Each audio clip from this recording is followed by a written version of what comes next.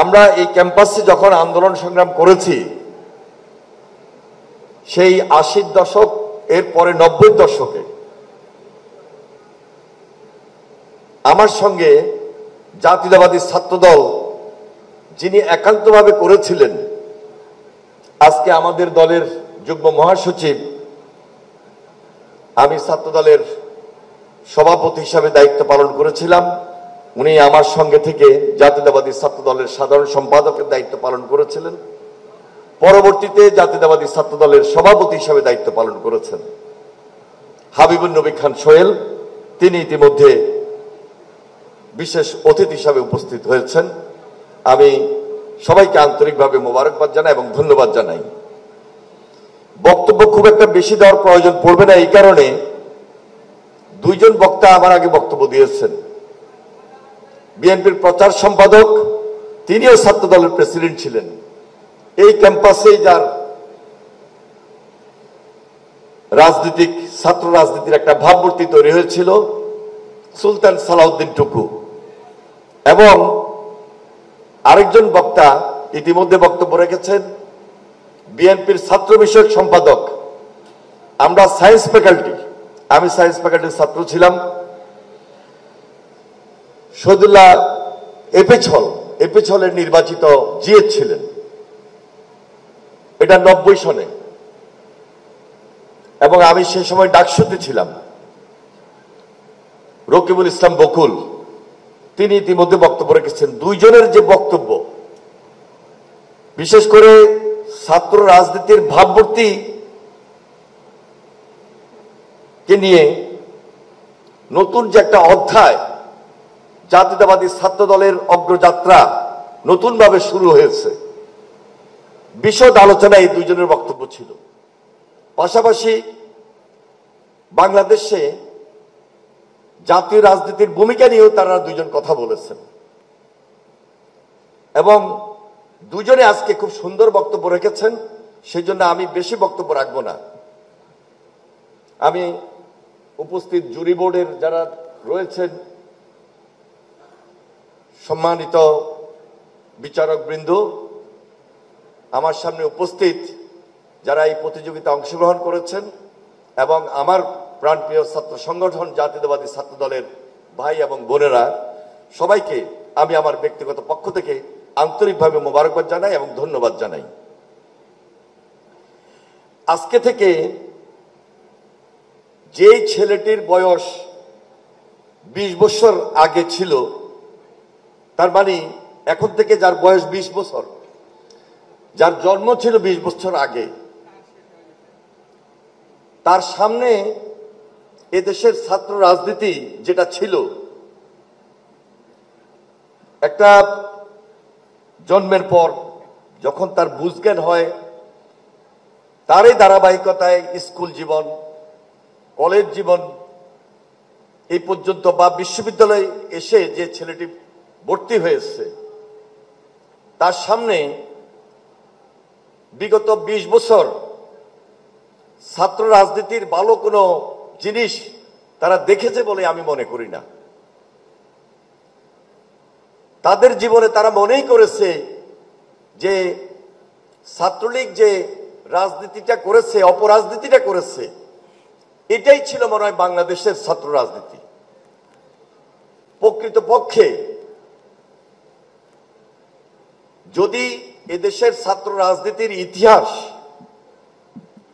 এই প্রজন্ম একটু তারও পিছনে যায়, আসলেই দুটার যে পার্থক্য, এই পার্থক্য কোনোভাবেই বলে না যে বিগত ১৫-১৬ বছর শিক্ষা প্রতিষ্ঠান ভিত্তিক, ক্যাম্পাস ভিত্তিক যে দুঃশাসন তৈরি হয়েছিল, এটা ছাত্র রাজনীতি হতে পারে না। এই ছাত্র রাজনীতি আমাদের সমাজকে কলুষিত করেছিল, ছাত্র রাজনীতির মেধাকে এবং ভাবমূর্তিকে ধ্বংস করে দিয়েছিল। জাতীয়তাবাদী ছাত্রদল ইচ্ছে থাকা সত্ত্বেও এই ক্যাম্পাসে বারবার এর প্রতিবাদ করেও সেদিন টিকে থাকতে পারেনি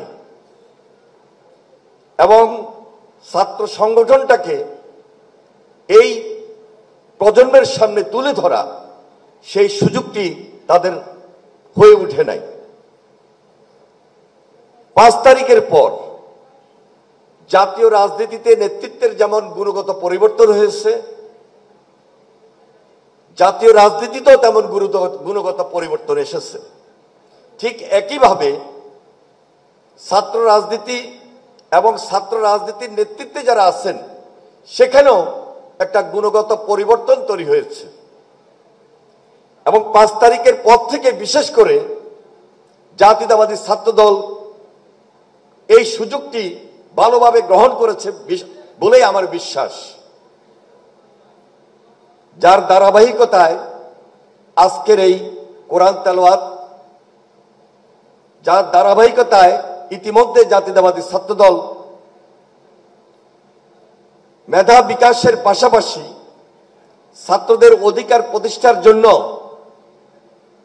তারা ধারাবাহিকভাবে কাজ করে যাচ্ছে এবং ভবিষ্যতেও এক্সট্রা কারিকুলাম অ্যাক্টিভিটিস, এই বিভিন্ন কর্মসূচি এবং আনুষ্ঠানিকতার মধ্য দিয়ে এই ভাবমূর্তিটাকে ধরে রাখবে, আমি এই বিশ্বাসটুকু করি। কারণ যিনি তাদেরকে গাইড করছেন জাতীয়তাবাদী ছাত্রদলের অভিভাবক জনাব তারেক রহমান, বিএনপির ভারপ্রাপ্ত চেয়ারম্যান, তিনি অত্যন্ত পজিটিভ ওয়েতে এই প্রজন্মের সামনে জাতীয়তাবাদী ছাত্রদলের এই মুহূর্তে করণীয় কি এবং কোন কোন কর্মসূচির মধ্য দিয়ে ছাত্র রাজনীতির ভাবমূর্তিকে ফিরিয়ে আনা যায় সেভাবেই তাদেরকে পরামর্শ দিচ্ছেন এবং এই পরামর্শ অনুযায়ী আজকে জাতীয়তাবাদী ছাত্রদল অত্যন্ত গুরুত্বপূর্ণ যে আনুষ্ঠানিকতা এবং আয়োজন, আজকে কোরআন প্রতিযোগিতার আয়োজন করেছেন, আমি মনে করি এটি আজকে শুধু এই প্রজন্মের সামনে নয়, দেশবাসীর সামনে একটা উদাহরণ হয়ে থাকবে এবং ভবিষ্যতে আরো সুন্দর কর্মসূচি হাতে নেবে, গ্রহণ করবে, যেন আমরা বিগত 15-16 বছর যেভাবে এই জাতি জিম্মি ছিলাম, অত্যাচারিত ছিলাম, নির্যাতিত ছিলাম, সে অধ্যায় থেকে বের হয়ে একটি স্বাভাবিক প্রক্রিয়ার মধ্য দিয়ে বিশ্ববিদ্যালয়গুলোতে অথবা শিক্ষা প্রতিষ্ঠানে আমাদের ভাবমূর্তি পুনরুদ্ধার করতে সক্ষম হই। বিশেষ করে তার দেওয়া 31 দফা যে কর্মসূচি, এই কর্মসূচি আমাদেরকে এনে দিতে পারে বাংলাদেশের নতুন একটা শাসন ব্যবস্থা, যেখানে সুশাসন রয়েছে এবং ছাত্র রাজনীতির ভাবমূর্তি উজ্জ্বল হবে। সেই জন্য এই দেশে একটা জনগণের সরকার খুব বেশি প্রয়োজন। জনগণের সরকার পুনঃপ্রতিষ্ঠা করতে হলে অবশ্যই আমাদেরকে সুদৃঢ় ঐক্য সবকিছু এনে দিতে পারে। সেই সুদৃঢ় ঐক্যের জন্য আমাদেরকে আরো যদি সংগ্রাম লড়াই করে বাংলাদেশে আমাদের ভাবমূর্তি, জাতীয় রাজনীতির ভাবমূর্তিও পুনরুদ্ধার করতে পারি, সেজন্য আমরা সবাই মিলে একসঙ্গে কাজ করব, এই আশাবাদ ব্যক্ত করে আজকে যারা উপস্থিত হয়েছেন আপনাদের সবাইকে আমি আন্তরিকভাবে মোবারকবাদ জানিয়ে আমার বক্তব্য শেষ করছি। খোদা হাফেজ। বাংলাদেশ জিন্দাবাদ, জাতীয়তাবাদী ছাত্রদল জিন্দাবাদ, শহীদ জিয়া অমর হোক, দেশনেত্রী বেগম খালেদা জিয়া জিন্দাবাদ, ভারপ্রাপ্ত চেয়ারম্যান জনাব তারেক রহমান জিন্দাবাদ। If you enjoyed the video, make sure to leave a like and subscribe the channel.